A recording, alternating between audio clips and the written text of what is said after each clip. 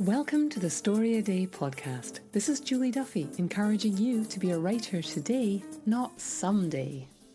Good morning, good evening, good afternoon. Julie here from the Story a Day podcast. And today I'm going to talk to you a little bit about the upcoming Story a Day September challenge. I'm also going to talk to you about some things I've learned over the years and working with writing prompts and the importance of doing all this stuff in community. This is not stuff I would have talked about 10 or 12 years ago. And one of the things I've noticed as my kids have got older, and they just take the world as it is for granted.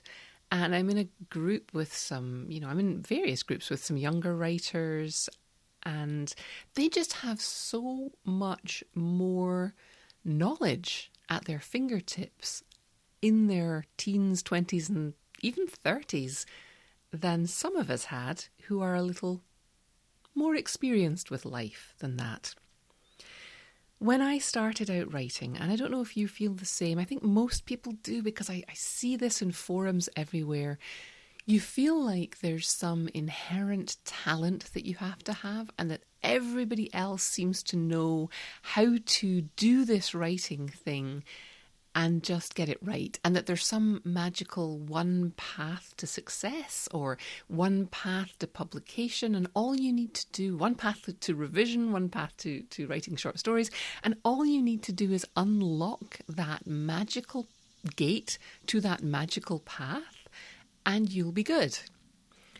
So we toil away individually at our writing because that's kind of how it worked for us when we were at school. You did your homework alone. Nobody was allowed to look at anyone else's papers. It's very different. It was very different for my kids going through school. They were always on group projects, which carry their own challenges. But I think they learned what I didn't learn, which is that achievement in almost any realm is not an individual game. And with writers and perhaps other artists as well, it can take us a little longer to realise that.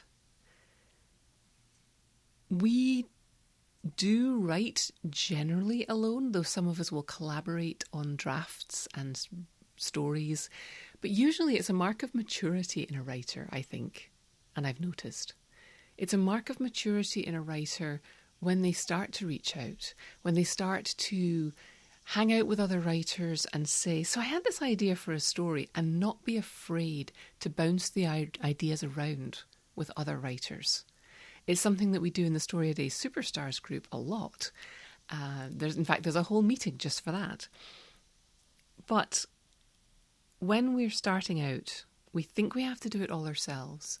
We're kind of insecure about sharing anything, and we're kind of insecure about admitting that we're not able to do this just through sheer force of will.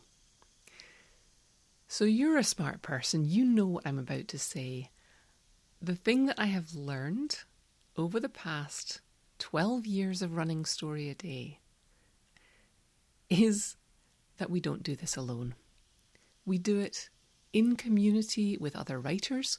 We do it in community with readers. We do it in community with people in the publishing industry, if that's the road we're going down. But we don't have to do any of this alone. Even the drafting, you can find a partner to help you write if you find it more fun that way. The people who write the books that the TV show The Expanse are based on, they go by one single writer name, but there's actually two of them. And they actually draft their stories, they brainstorm ideas together, they draft their stories in a way where, one writes the scenes from certain characters' points of view and one writes the scenes from other characters' points of view. Terry Pratchett and Neil Gaiman wrote Good Omens together by emailing back and forth parts that they'd written and saying, oh, okay, I wrote this bit, now I'm stuck, do whatever you will with it. And the other one would tinker with it, and then they'd write another bit, and then they would tinker with it and send it back. And so if that doesn't appeal to you and you still love being alone in your room with your stories, which I do, you still don't have to do it alone. You can find writers' groups. You can join writing forums. You can go on Twitter and use it as your water cooler if you carefully curate what you look at. You can even get out of your house and go and be with other writers. And in fact, I'm going to tell you about an opportunity for that a little later in this podcast. Very excited. I ran a virtual one-day retreat recently, which went down very well, I'm glad to say. And I will run more of those in future. But before that, in October, I've teamed up with another fantastic writer, and I'm going to be running an in-person writing retreat where we get to go and just be writers for 5 days. So listen out for the information about that later and check out the show notes. But even if that doesn't appeal or isn't practical for you right now, Story a Day September is coming. And it's a big challenge and it's difficult, and I really, really encourage you to find a way to surround yourself with other writers who have made the same commitment as you. Even if you're not writing to the prompts this September, there's just an energy around Story a Day September that you can tap into. Come to the blog, make comments on the blog posts, maybe think about joining one of the more involved programs that I'm going to be emailing you about if you're on my mailing list this week. There's lots of ways to get involved at whatever level works for you, but I really do encourage you to get involved at some level with the other people in the challenge, whether it's just through blog comments, whether it's through taking part in the Challenge Plus, which I'll be talking about soon, or joining the Superstars group, which is, our fabulous year-round membership group, support group, social hub. It's really evolved from where it started, and I'm going to be talking more about that in the next few weeks. But talking about community, one of the things when you're just a reader, and I say just, but when you're a reader and you read books by authors, we tend to think that they're these perfect beings because the books are pretty good and polished and wonderful. And we tend to be a little intimidated. Have you ever met an author that you admire and been just a babbling mess and your heart rate rockets and your hands are sweaty and you just think, I must sound like a babbling fool to these people? Well, you know what? When you start to meet them, you realise that authors are us. We're writers. We're overthinkers. We struggle. Everybody who writes and isn't perhaps a sociopath struggles with all of this stuff. So one of the things I like to do at Story a Day is ask working writers to provide writing prompts, partly because it's just kind of fun and it gives me an excuse to contact them and chat with them, and that's fun. But it's also inspiring because usually every time I contact a working writer, I'll get a response that is either super supportive. Oh, this is such a great idea. I'm so glad you're doing this and encouraging more people to write. I hear that all the time, which is not something that you might expect because our culture tends to encourage us to think that we're all in competition with each other as soon as we get out of kindergarten. And it's just not true. Working writers understand that none of us individually can write enough books to satisfy the people who like our writing. And it's in our interests to encourage other writers because A, we are readers ourselves, and B, we need everyone to be reading enthusiastically. And if you're writing books that my fans like, then they're going to keep reading. And then when my book comes out, they'll be ready for my book because they've just finished your book. So every writer that I contact is either incredibly generous and gives me a prompt and encourages, us as participants in Story a Day and is excited that we're all working together to get more stories into the world. Or they're incredibly polite and apologetic and say, I'm really sorry, I'm on a deadline, I can't do it now, keep me in mind for future. I've never had anyone who writes be mean when I ask them to help other writers. Even if they can't do it, they are apologetic and encouraging. So there's point one. Point one, writers are people, and writers are, I like to think, some of the best of people, because we do, our job, our gig, our whole passion is thinking about how people tick. And that doesn't tend to breed jerks.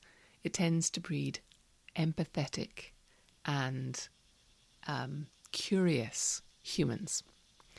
So finding out about other writers is interesting. It can be a bit of a rabbit hole, so don't go too deeply into reading in author interviews, especially if you're in a phase where you're trying to output work. And that's coming up with Story a Day. I want you to be outputting stories. I want you to come to the blog or come to the Challenge Plus site or the Superstar site, and I want you to just read or listen to the writing sprints, get a quick hit of inspiration, and do your writing in September.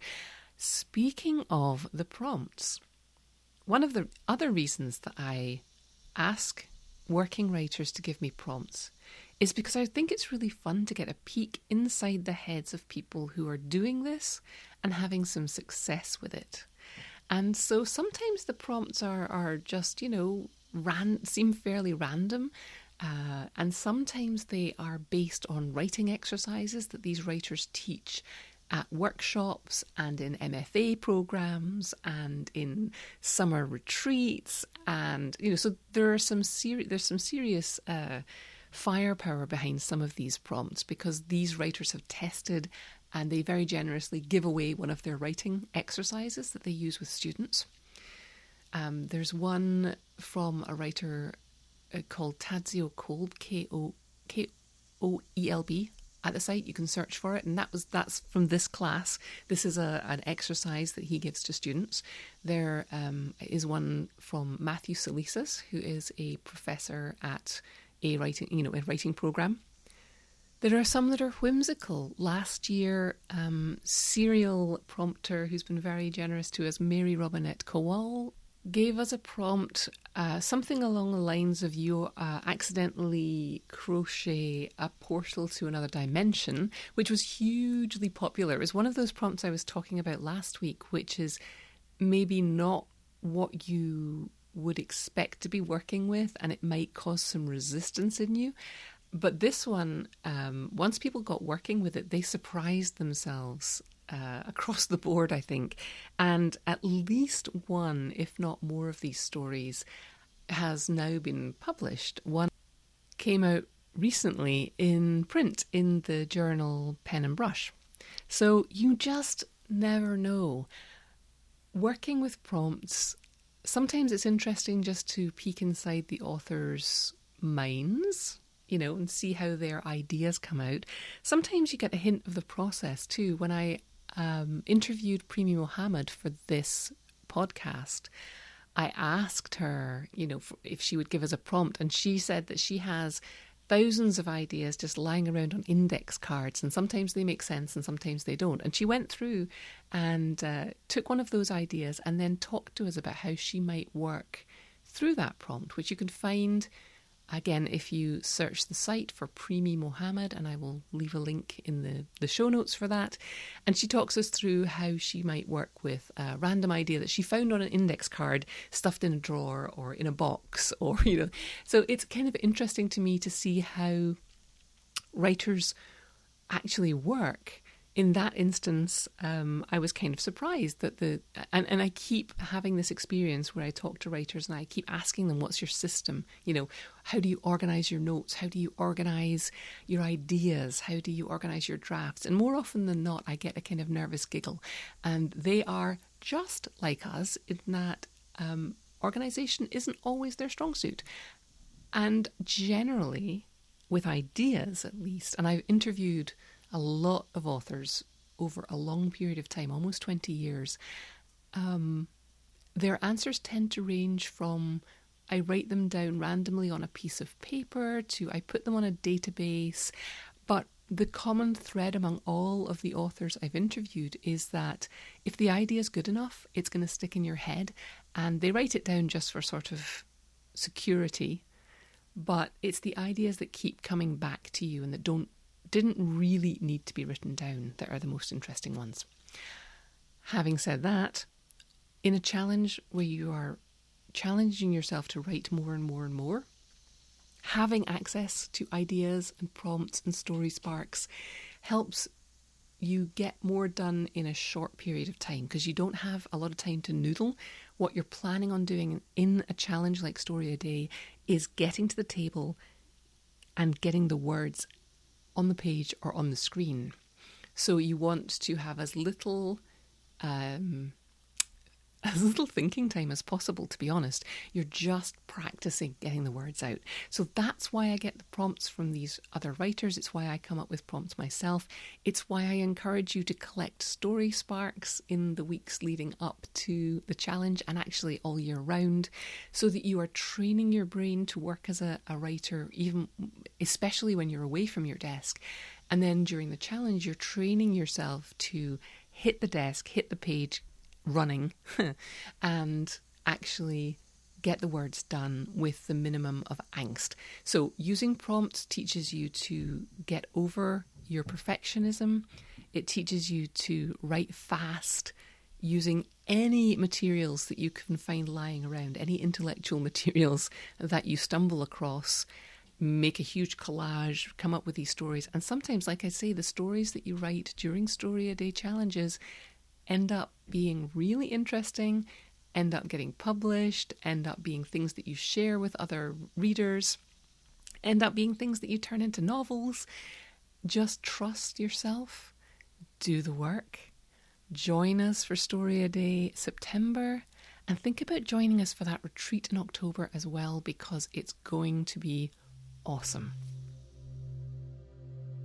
If you're longing to get away from it all and work on your writing, join me this October for a writing retreat in the heart of Pennsylvania's Amish country.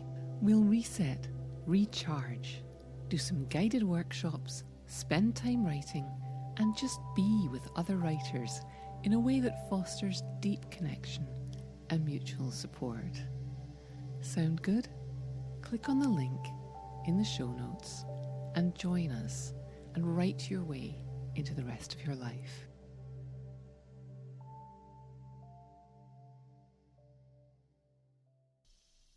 For your writing prompt this week, I decided to share with you one of the sort of enhanced pieces of content that I create for superstars. In this case, it's the prompt that I was talking about in the main part of the podcast with Premee Mohamed, who gave us a prompt fresh from her index cards and then talked us through what she would do with it. So the prompt read: superheroes, community service, non-jail punishment for crime, a secret society. And it continues: in a world where superheroes are real, superpowers are real, a convicted criminal is spared a prison term if he agrees to do community service, enforced by an unknown league of incognito superheroes.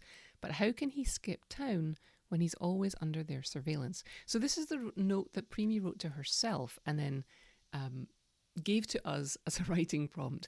And I asked her a little bit about how she would go about working with a prompt like that. And that's what I'm going to play for you right now. This is the kind of content that I create for the Challenge Plus and Superstars people. So during the challenge, it's not just a matter of coming to the blog and looking at a written prompt. You actually get little pep talks and explainers and ways into the prompt from me mostly, but in this case from the author themselves. So today we have a prompt from Premee Mohamed, who has been kind enough to dig into her short story stash of ideas and share one with us.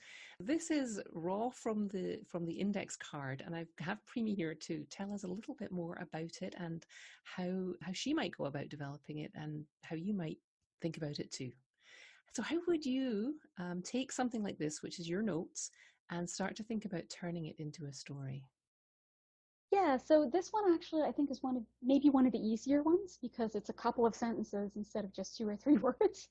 So I think the phrase that I initially sent is kind of a setting or a premise rather than a plot, like it's the setup. So I would probably start by trying to figure out who might be involved, like a reasonable number of people for a short story. how they could conflict with each other, or how their needs could conflict with each other, and make sure I set up some decision points to kind of answer like the question set up at the start, because like a short story is really an answered question, right? So in this one, it's kind of two questions. So one for the heroes, like one for the superheroes, and one for the client. And you have to set it up like, are the heroes going to continue to play glorified babysitters even though they resent it? And then the one for their clients can be something like, literally, can you skip town and get away from superheroes as part of your community service? So what the characters are doing should lead to kind of a yes-no for both of those. And hopefully the way they crash against each other and interact with each other, and a world with superpowers, makes that not an easy yes-no until the reader actually gets to the end. I mean, I know in short stories, it's often pretty easy to guess the ending. And I'm a slusher for an audio venue. And often you can guess the ending in the first page or so of the story, like the first 100, 200 words. And sometimes I'll scroll to the end and see if I'm right. And it's like, oh no. So I think that's part of the challenge of short stories, is to make the ending logical but not obvious. So that, I think, might be the big challenge for this one. That's a really great insight. Thank you. And one of the things I like about this is you haven't just given us characters in a situation. There's the story question, a sample story question at least, is built right in. And I think that's something that people often forget, is that the story really, it has to be the answer to a question. I love the way you put that. I find it useful to have that question at the start instead of having it develop sort of midway through, because then the whole story can be guided by that. Yeah, it helps the reader too, I think. Yeah. Well, thank you so much. Thank you for having me. Thanks for listening. Why not come over to the blog at storyaday.org and check out this week's writing prompts and articles. And in the meantime, have a great creative week, and of course, keep writing.